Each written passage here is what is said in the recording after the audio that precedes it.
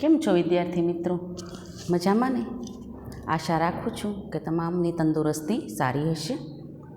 આજે આપણે standard 8માં chapter 18 દુહા, મુક્તક અને હાઈકુ ભણીશું. દુહાના રચયિતા કોઈ અજ્ઞાત લોકકવિ છે. લોકકવિ એટલે કે કોઈ કવિ દ્વારા રચાયેલા નહીં, પણ કર્ણોપકર્ણ એટલે કે કાનો કાન સાંભળી અને એમાં કડીઓ બધી જોડાતી જાય છે અને એના કોઈ કવિ હોતા નથી. એટલા માટે જ અહીંયા લખ્યું છે કે અજ્ઞાત કવિ. પછી છે મુક્તક, જેના કવિયત્રી છે ગીતાબેન પરીખ. પછી છે હાઈકુ, જેના કવિ છે સ્નેહરશ્મિ. તો વિદ્યાર્થી મિત્રો, આ દુહા, મુક્તક અને હાઈકુ એ શું છે એ પહેલાં આપણે સમજીએ તો આપણે લોક સાહિત્યનો અગાઉ પરિચય મેળવ્યો છે. લોક સાહિત્ય એટલે કે લોકો દ્વારા રચાયેલું સાહિત્ય. લોક સાહિત્યની પરંપરામાં પ્રચલિત 2 દુહાઓ આપ્યા છે. દુહા છે એ 2 પંક્તિના હોય છે અને એમાં કોઈ જીવનનો એવો સંદેશ આપવામાં આવ્યો હોય છે કે જે તમે વિસ્તારથી ન વાંચો તો આ 2 લીટીમાં એનો તમામ સાર સમાયેલો હોય છે. આ દુહાઓમાં નીતિબોધ આપવામાં આવ્યો છે. નીતિ એટલે કે એનો અર્થ થાય છે સારી રીતે જીવવું. અનીતિ એટલે કે અયોગ્ય માર્ગે જવું, આડા માર્ગે જવું. તો અહીંયા નીતિથી જીવવાનો બોધ એટલે કે શિખામણ આપવામાં આવી છે. દુઃખમાં વ્યાકુળ થવાથી દુઃખ દૂર થતું નથી. ઉદ્યમ અને પ્રયત્ન કરવાથી દૂર થાય છે. ઉપકાર કરનાર ઉપર ઉપકાર કરીએ તો એ વ્યવહાર ગણાય. ખરી ક્ષત્રિયવટ તો અપકાર કરનાર ઉપર પણ ઉપકાર કરવામાં રહેલી છે. કોઈ તમારી સાથે ખરાબ વર્તન કરે તો પણ તમે એની સાથે સારો વ્યવહાર કરી એને શર્મિંદા કરી શકો છો, એને એની ભૂલ બતાવી શકો છો. એ આ દુહામાં આપવામાં આવ્યું છે. બીજું છે ગીતાબેન પરીખનું મુક્તક. મુક્તકનો અર્થ થાય છે મોતી. મોતી, સાચું મોતી હોય તો એકદમ પાણીદાર હોય, એની ચમક કંઈક અલગ જ હોય છે. તો આવું અહીંયા એક સરસ મજાનું નાનકડું મુક્તક આપવામાં આવ્યું છે. મુક્ત એટલે બધી રીતે મુક્ત થયેલું, એક પણ ઓલાથી બંધાયેલું નહીં, સ્વતંત્ર, કે જે પોતાના સરસ મજાના શબ્દો દ્વારા આપણને કંઈક જીવન જીવવાનો બોધ આપે છે. કવિયત્રીનો પરિચય જોઈએ તો કવયિત્રી ગીતાબેન સૂર્યકાંત પરીખ એમનું આખું નામ છે. જન્મ ઈસવીસન 1929 અને અવસાન ઈસવીસન 2012 ના પૂર્વી અને ભીનાશ નામના કાવ્ય સંગ્રહો પ્રગટ થયા છે. એમના મુક્તકોમાં ચોટ અને ચમત્કૃતિ જોવા મળે છે. ચોટ એટલે કે કંઈક કહી દેવું અને ચમત્કૃતિ એટલે કે કંઈક અલગ પ્રકારથી કહેવું, એને કહેવાય ચોટ અને ચમત્કૃતિ. મુક્તકમાં 2 કે 4 લીટીમાં કોઈ વિચારનું સઘન અને રચનાત્મક નિરૂપણ થયેલું હોય છે. રસ નામના એક પંક્તિના મુક્તકમાં કવયિત્રીએ દ્રષ્ટાંતથી રસસભરતા અને શુષ્કતા વચ્ચેનો ભેદ સ્પષ્ટ કર્યો છે. જેવી રીતે સૂકા પાંદડા અવાજ કરે છે અને લીલા પાંદડા શાંત રહે છે, તેવી જ રીતના કામગરા માણસો મૌન રહે છે જ્યારે આળસુ માણસો વ્યર્થ બબડાટ કરતા હોય છે. જેને કંઈ કરવું નથી એ હંમેશા બીજાની ખામીઓ જ બતાવ્યા કરતા હોય છે, બીજાની ભૂલ જ દેખાડતા હોય છે. જ્યારે જે કામ કરે છે એનો તો જીવન મંત્ર જ હોય છે. ગાંધીજીએ કહેલું છે કે હું નહીં પણ મારું કામ બોલે. મારે મારા મુખથી કશું કહેવાની જરૂર નથી કે હું આ કામ કરું છું, પણ પોતાના કામથી જ એ સાબિત કરી આપે કે આ મારું કામ છે. તો એવા જે કામગરા માણસો છે એ મૌન રહી ચૂપચાપ કોઈ પણ જાતની પ્રશંસાની અપેક્ષા વગર પોતાનું કામ કરે રાખે છે અને દુનિયા એના વખાણ કરે છે. જ્યારે જેઓને કશું જ કરવું નથી એવા નકામા માણસો બીજાને કામ કરતા જોઈને ઈર્ષાથી વ્યર્થ બબડાટ કર્યા કરે છે. તો એવા લોકો લાંબા ગાળે સમાજમાં એનું કોઈ માનભર્યું સ્થાન રહેતું નથી. પેલા લોકો કામ દ્વારા પોતાની કાબિલિયત પુરવાર કરે છે, એવું આ મુક્તકમાં આપવામાં આવ્યું છે. પછી છે સ્નેહરશ્મિનું હાઈકુ. તો હાઈકુ છે એ જાપાની કાવ્ય પ્રકાર છે. સ્નેહરશ્મિના ઉપનામથી જાણીતા કવિ ઝીણાભાઈ રતનજી દેસાઈ સ્નેહરશ્મિનું આખું નામ છે કવિ ઝીણાભાઈ રતનજી દેસાઈ, જે તમારે યાદ રાખવાનું છે. ઘણીવાર MCQમાં પૂછાતું હોય છે અથવા એક વાક્યના જવાબમાં પૂછાતું હોય છે. જેમનો જન્મ ઈસવીસન 1903 અને અવસાન 1993. ચીખલી, જિલ્લો વલસાડ ગામના વતની હતા. ઘણા વર્ષો સુધી અમદાવાદમાં આવેલી ચીન વિદ્યાવિહારના આચાર્ય તરીકે એમણે કામ કર્યું છે. અર્ધ્ય અને પનઘટ એમના કાવ્ય સંગ્રહો છે. ઉપરાંત એમણે જાપાની કાવ્ય પ્રકાર હાઇકુનો સંગ્રહ સોનેરી ચાંદ રૂપેરી સૂરજમાં આપેલો છે. એમના લય મધુર ગીતો અને કોમળ ભાવસ્પર્શી હાઇકુ વિશેષ જાણીતા છે. કાવ્યો ઉપરાંત એમણે ટૂંકી વાર્તાઓ, નવલકથા અને આત્મકથા પણ લખ્યા છે. તો એમની હાઇકુની વિશેષતા શું છે? તો લઘુ મધુર, લઘુ એટલે નાના, નાના છે પણ એમના ગીતો કેવા છે? મધુર છે. કોમળ એટલે કે દિલને સ્પર્શી જાય એવા, ભાવસ્પર્શી ભાવસભર હાઇકુ વિશે જાણીતા છે. તો હાઇકુ છે એ જાપાની કાવ્ય પ્રકાર છે. 17 અક્ષરોનો બનેલો હોય છે, 5-7-5 એવી રીતના એનું કાવ્યનું બંધારણ હોય છે. સાવ નાનું એવું હાઇકુ આપણને એના દ્વારા ઘણી બધી વાતો શીખવી જાય છે. તો અહીંયા જે પહેલાં હાઇકુમાં વૃક્ષની સૂકી ડાળ ઉપર પોપટના બેસવાથી જાણે વૃક્ષને લીલા પાન ફૂટ્યા હોય એવો કલ્પન ભાવ રજૂ થયો છે. કલ્પન એટલે કે કલ્પનાનો. વૃક્ષ સાવ સૂકું છે પણ એક પોપટ આવીને બેસે છે અને આખા વૃક્ષની જે દેખાવ છે એ આખો બદલી જાય છે અને વૃક્ષ કેવું લાગે છે? હર્યું ભર્યું લાગે છે અને વૃક્ષને જાણે લીલા પાન ફૂટ્યા હોય એવું લાગે છે. એકમાત્ર વસ્તુના આવી જવાથી ઘણીવાર આખો દેખાવ ફરી જતો હોય છે, એ અહીંયા કવિ કહેવા માગે છે. બીજા હાઇકુમાં પણ એક રમ્ય કલ્પનભાવ રજૂ થયો છે. અંધારું બધી વસ્તુઓને કાળાશથી રંગી દે છે, માત્ર દીપ એટલે કે દીવો એનાથી રંગાતો નથી. એનો અર્થ એવો પણ થઈ શકે કે દુર્જન માણસો પોતાના ખરાબ કામોથી ગમે એટલું બગાડે પણ જે સજ્જન માણસો છે એમની સજ્જનતા ક્યારેય છોડતા નથી અને પોતાની સજ્જનતાથી એ પેલી દુર્જનતાનો નાશ કરે છે. તો હવે આપણે આ કાવ્ય જોઈએ એ પહેલાં નવા શબ્દો જોઈ લઈએ. વિપત એટલે કે દુઃખ અથવા આફત. ભલખવું એટલે કે દુઃખી થઈ જવું. ઉદ્યમ એટલે કે મહેનત. ગુણ એટલે કે સદગુણ અને વ્યવહારાવટ એટલે કે વ્યવહારની રીત. ચોગમ એટલે કે ચારેય દિશામાં અને ખત્રિયા એટલે કે ક્ષત્રિયજનોની અથવા ઉમદા માણસોની. ઉમદા એટલે સજ્જન માણસો. પહેલો દુહો આપણે જોઈએ તો વિપત પડે ના વલખીએ. વિપત એટલે કે દુઃખ, વલખવું એટલે કે દુઃખી થવું. અહીંયા કવિ કહે છે કે તમારી માથે કોઈ મુશ્કેલી આવે તો એનાથી જરા પણ દુઃખી થવાનું નથી. વલખે વિપત ન જાય, દુઃખી થવાથી તમારી કોઈ મુશ્કેલી દૂર થવાની નથી. વિપતે ઉદ્યમ કીજીએ. ઉદ્યમ એટલે કે મહેનત. તમારે એ મુશ્કેલીને કેવી રીતના દૂર કરવી એના વિશે વિચારવાનું છે અને એ માટે એ સઘળા પ્રયત્નો કરવાના છે. ઉદ્યમ વિપતને ખાય. આજે તમે મહેનત કરો છો મુશ્કેલીને, સમસ્યાનો સામનો કરવાની, તો એ મહેનતથી તમારી સમસ્યા ઉકેલાઈ જાય છે. એમ કહેવામાં આવે છે કે કોઈ પણ સમસ્યા છે પોતાની સાથે એનો ઉકેલ લઈને જ આવે છે. જગતની કોઈ પણ સમસ્યા એવી નથી કે જેનો કોઈ ઉકેલ ન હોય. તો એ આ દુહા દ્વારા કવિ અહીંયા આપણને સમજાવે છે કે વિપત પડે ના વલખીએ, વલખે વિપત ન જાય. વિપતે ઉદ્યમ કીજીએ, ઉદ્યમ વિપતને ખાય. વિદ્યાર્થી મિત્રો, કોઈ મુશ્કેલી આવે, કોઈ આફત આવે તો જરા પણ ડરવાનું નથી, પણ શું કરવાનું છે?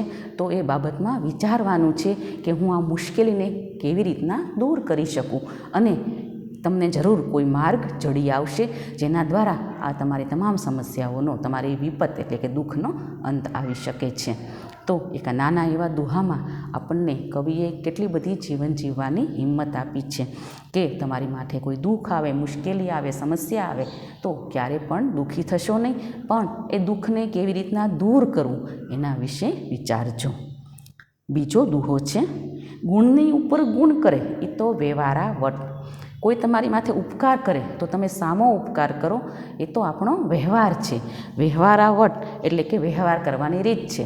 કોઈ આપણને હેલ્પ કરે તો આપણે પણ એને સમય આવે હેલ્પ કરીએ તો એક જાતનો એ વ્યવહાર છે.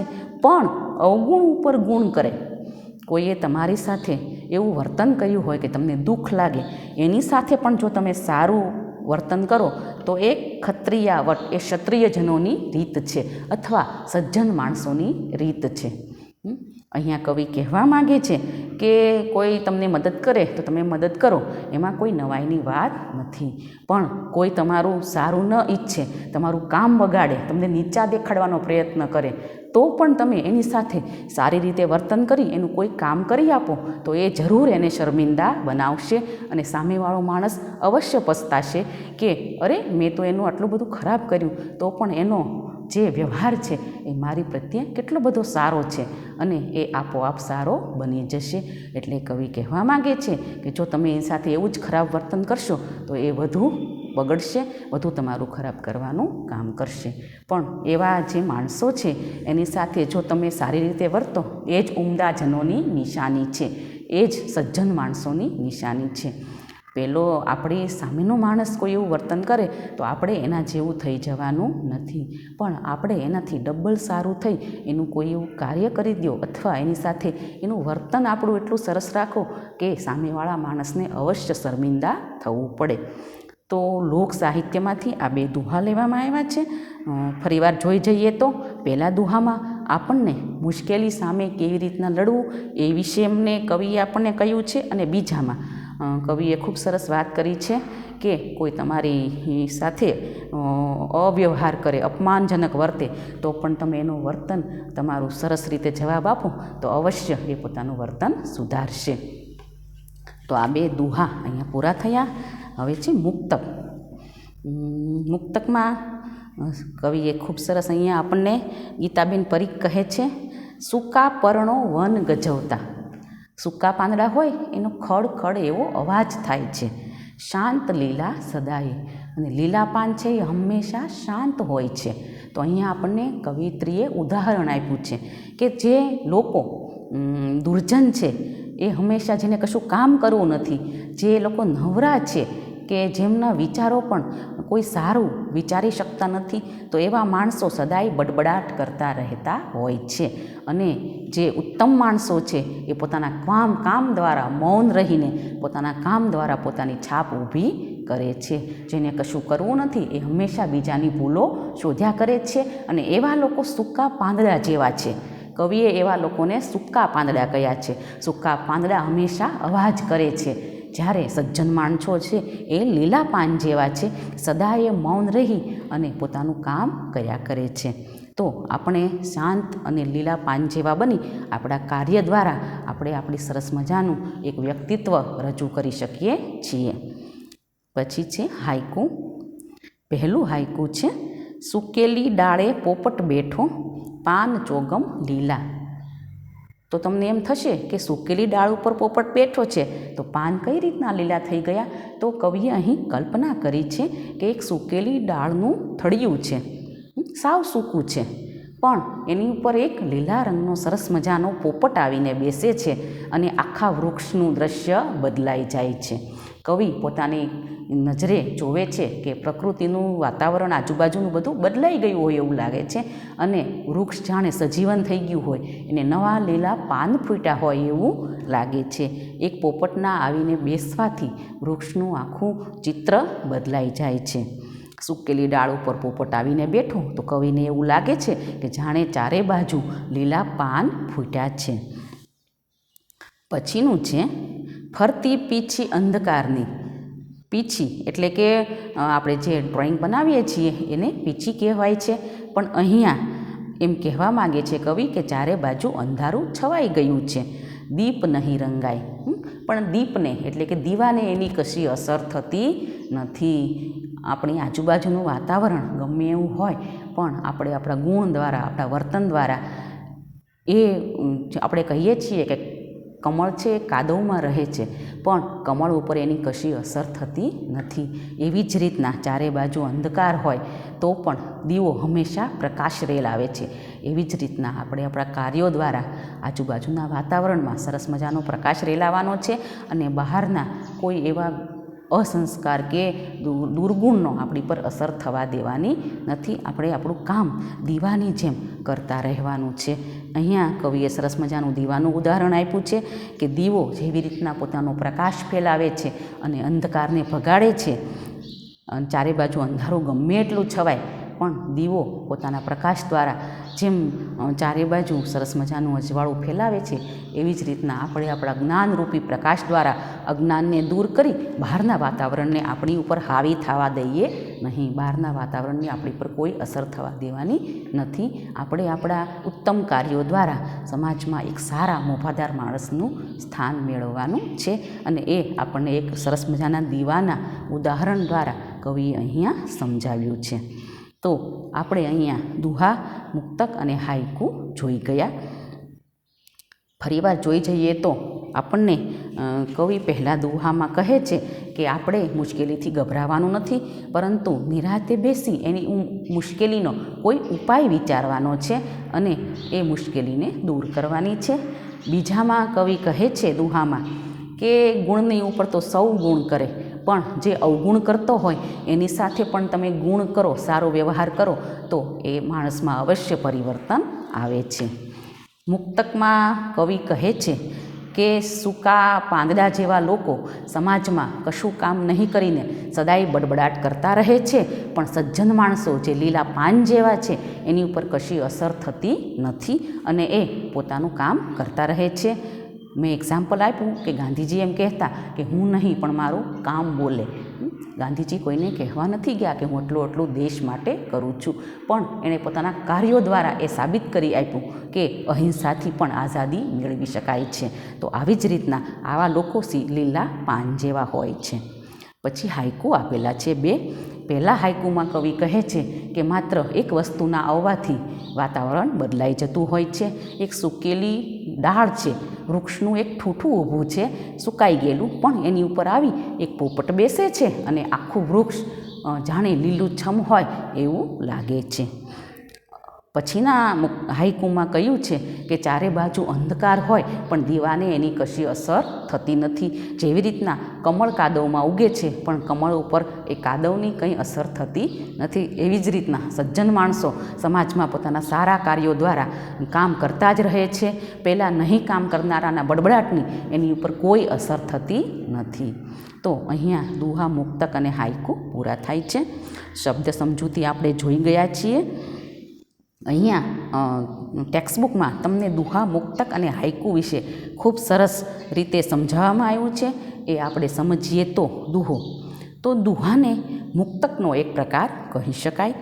ખાસ કરીને સૌરાષ્ટ્રના લોક સાહિત્યમાં જોમદાર અને માર્મિક દુહાઓ લોકો દ્વારા રચાયેલા જોવા મળે છે. જોમદાર એટલે કે માણસોમાં શૌર્ય પ્રગટાવનાર અને માર્મિક એટલે કે કંઈક એવી વાત કહેનાર દુહાઓ લોક સાહિત્યમાં ખૂબ બધા મળે છે. દુહાના કુલ 4 ચરણ હોય છે. એનું સ્વરૂપ ગેય હોય છે. ચરણ એટલે પંક્તિ અને ગેય એટલે ગાઈ શકાય એવા.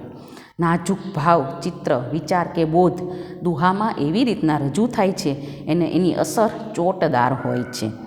દુહાની રચનામાં લાઘવ એટલે કે નાનો હોય છે, રસ પ્રચુરતા રસસભર હોય છે, ચિત્રશક્તિ અને જોમ રહેલા હોય છે. ચિત્રશક્તિ એટલે કે દુહા વાંચીએ આપણી સામે એનું શબ્દચિત્ર ખડું થાય છે અને જોમ એટલે કે શરીરમાં હિંમત ઉપજાવનારા અને કંઈક આપણને બોધ આપી જાય એવા દુહા હોય છે.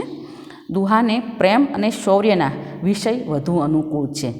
લોક સાહિત્યમાં મુખ્યત્વે એવા દુહા જ વધુ પ્રચલિત થયા છે. રામનારાયણ પાઠક, પૂજાલાલ ઉષ્ણસ જેવા આધુનિક કવિઓને જીવનના મર્મને પ્રગટ કરતા દુહા લખ્યા છે. તો દુહા વિશે આપણે જાણકારી મેળવી. હવે છે મુક્તક.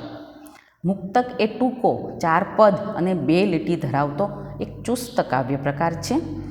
છેક જૂના સમયથી એ ઘણો જ પ્રખ્યાત રહ્યો છે અને આજ પર્યંત વિકસતો રહ્યો છે. અનેક કવિઓએ આ પ્રકારને અજમાયો છે. સંસ્કૃતના સુભાષિતો આવા મુક્તકો જ છે. એમાં જીવનનું સારરૂપ ડહાપણ થોડા શબ્દોમાં ગૂંથાયું હોય છે. મધ્યકાલીન ગુજરાતીના વચ્છરાજ, શામળ, ભીમ અને અખા જેવા કવિઓની છપ્પા અને ચોપાઈની રચનાઓ પણ મુક્તકનું રૂપ પ્રગટ કરે છે. આ પ્રકારના દુહારૂપ મુક્તકો આપણા લોક સાહિત્યમાં ખૂબ પ્રચલિત છે. મુક્તક એટલે મુક્ત, સ્વતંત્ર કાવ્યરૂપ. મોતી જેવું નાનું હોય છે અને માળામાં રહેવા સર્જાયું હોય છે. તે એકલું પણ ભારે તેજસ્વી હોય છે. એક મોતી પડ્યું હોય તો એના જેમ તેજથી આજુબાજુનું જે સ્થાન છે એ પ્રકાશિત કરે છે. એમાં નાનું એવું મુક્તક મોતી જેવું હોય છે. એનો ચુસ્ત કાવ્ય પ્રકાર હોય છે, એટલે કે બંધાયેલું હોય છે, પણ એમાં જે કહેવામાં આવ્યું હોય છે એ બહુ ચોટદાર અને માર્મિક હોય છે. લક્ષણો કયા છે મુક્તકના? સંક્ષિપ્ત હોય છે, ગાગરમાં સાગર સમાવાનું કામ કરે છે, એટલે થોડામાં ઘણું કહી જાય છે. દ્રષ્ટાંત, બોધ, નીતિ, શૃંગાર, પ્રેમ, ચિંતન, પ્રકૃતિ વગેરે વર્ણ વિષયો હોય છે. વર્ણ વિષયો એટલે કે વર્ણન કરવાના વિષયો કયા હોય છે? તો બોધ આપે છે, નીતિ વિશે શીખવાડે છે, શૃંગાર શીખવાડે છે, પ્રેમ, ચિંતન, પ્રકૃતિ વિશે મુક્તક આપણને ઘણું બધું કહી જાય છે. મુક્તકની ભાષા સરળ, પ્રાસયુક્ત અને ચોટદાર હોય છે. તો આ હતા મુક્તકના લક્ષણો. હવે આવે છે હાઇકુ. પદ, નાટક, ખંડકાવ્ય એ જેમ આપણા પોતાના સાહિત્યના સ્વરૂપો છે, એમ સોનેટ અને હાઇકુ જેવા સ્વરૂપો આપણે પરદેશી સાહિત્યમાંથી સ્વીકાર્યા છે. સોનેટનો ઉદ્ભવ ઇટાલીમાં થયો હતો, તેમ હાઇકુનો કાવ્ય પ્રકાર જાપાનમાં થયો છે. ઈસવીસન 1960ની આસપાસ ઝીણાભાઈ દેસાઈ, સ્નેહરશ્મિએ ગુજરાતમાં હાઇકુ મોટા પ્રમાણમાં લખ્યા છે. પરિણામે બીજા ઘણા કવિઓ એની તરફ આકર્ષાયા અને હાઇકુ ગુજરાતી કાવ્ય પ્રકાર જેવું બની ગયું છે. 17 અક્ષરની કાવ્યકૃતિ હાઇકુ છે, જેમાં 5-7-5 એવું પંક્તિ દીઠ અક્ષર વિભાજન થાય છે. હાઇકુ સાદી, સંક્ષિપ્ત અને ચિત્રાત્મક કાવ્યકૃતિ છે. હાઇકુની નોંધપાત્ર વિશેષતા એની ચિત્રાત્મકતા છે. આ લઘુ રચનાનો દરેક શબ્દ સૌંદર્ય ચિત્ર ઉપસાવે છે. તેમાંથી એક અપૂર્વ અનુભવ જન્મે છે. એમાં જ એની સાર્થકતા છે. એમ કહેવાય છે કે જે હાઇકુ જ બોલે છે, કવિ બોલતો નથી. હાઇકુ છે એ ચિત્રાત્મક છે, એટલે કે જ્યારે આપણે સાંભળીએ છીએ અથવા વાંચીએ છીએ ત્યારે આપણી સામે એક ચિત્ર ઊભું થાય છે અને એ ચિત્ર દ્વારા જ જાણે હાઇકુ આપણને તમામ વસ્તુ કહી જાય છે. એટલે જ અહીંયા કહ્યું છે કે કવિ નથી બોલતો પણ હાઇકુ બોલે છે. તો આ હતો હાઇકુનો કાવ્ય પ્રકાર.